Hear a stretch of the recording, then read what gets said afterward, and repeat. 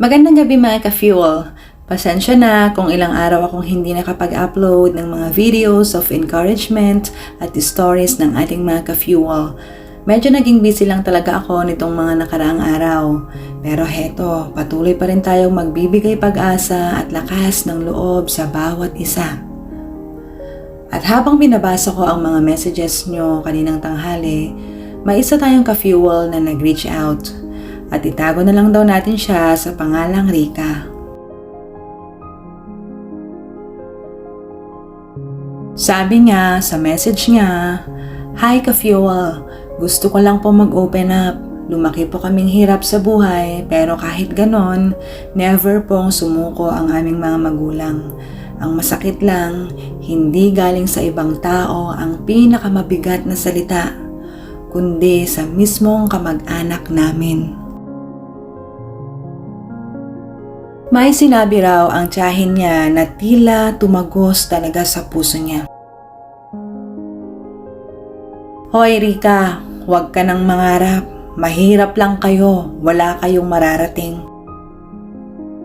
At pati raw itong pinsan niya may dagdag pa.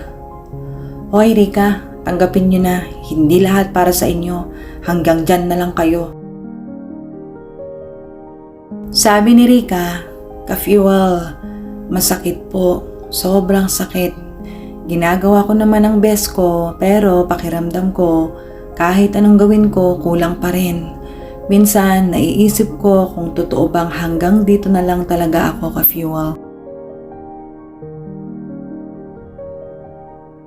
Rika, kung nakikinig ka sa mga oras na ito at para rin sa lahat ng ka-fuel na nakaranas ng panlalait, panghuhusga at masasakit na salita, ito ang totoo. Hindi totoo na hanggang dyan ka lang. Hindi totoo na mababa ka at hindi totoo na wala kang mararating.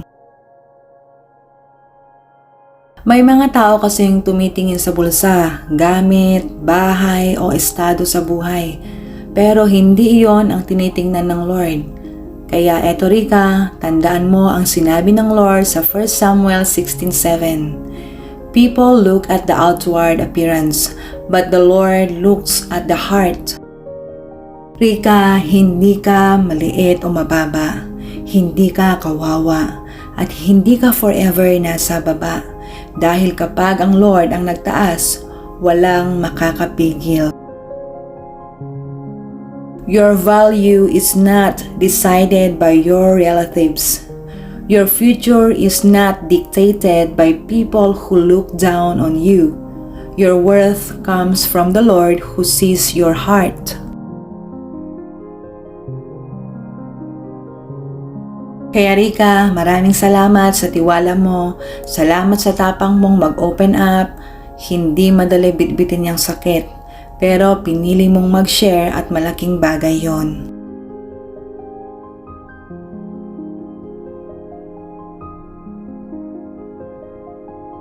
At para sa mga ka-fuel natin na hindi pa naka-follow sa page na ito, click the follow button now mga ka-fuel para mas marami pa tayong ma-encourage at mapalakas araw-araw. Subscribe na rin po tayo sa ating YouTube channel mga ka-fuel. Sama nyo na rin po dito sa TikTok. Just click the follow button para mas marami pa tayong ma-encourage at ma-motivate na ka-fuel family. Maraming salamat po and God bless.